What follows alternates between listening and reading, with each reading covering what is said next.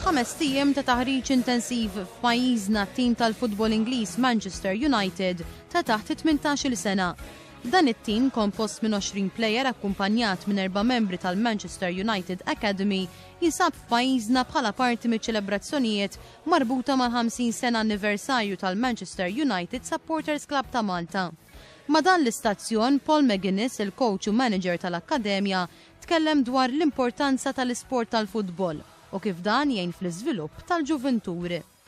Well, obviously for Manchester United, youth development is very important in our history. We've had so many great young players who've come on to be great ambassadors for our club. We've got Ryan Giggs at the moment, who was a homegrown player, played 800 games, who beat Bobby Charlton's record, who was a homegrown player. So it's very important that youth football at our club. Dwar il-potenzjal ta' pajjiżna bħala destinazzjoni għal dan l-isport, Paul McGuinness wieġeb hekk. For us it's been great. The facilities here have been fantastic for the training. Everybody's been very helpful. The sunshine obviously helps when we come from the English winter. And it's been a great experience for our boys, yeah. It-tlieta filgħodu il-mexxej laburista Joseph Muscat żar il-ground tal-Hibs f'Kordin. Wara li kien milquh mill-President tal-Hibs Tony Bezzina, Joseph Muscat iltaqgħu tkellem mal-coach u l-plejers tat-tim Ingliż. Il-plejers kellmu dwar l-ewwel esperjenza tagħhom f'pajjiżna u t-taħriġ li qed jingħataw. It's nice, you know.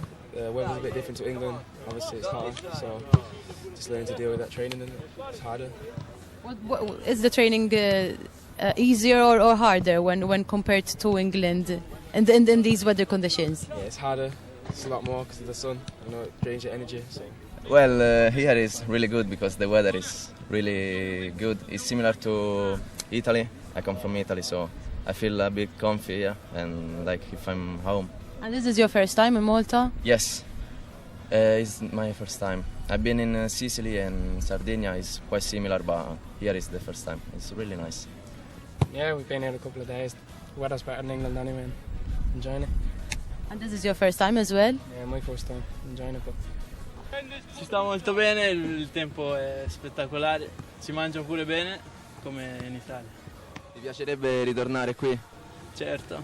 Iż-żjara tat-tim tal-futbol tal-Manchester United tilħaq il-qofol tagħha nhar il-ħamis li ġej, hekk kif se jkollhom logħba ta' ħbiberija mat-tim lokali Hibernians ta' taħt 18-il sena.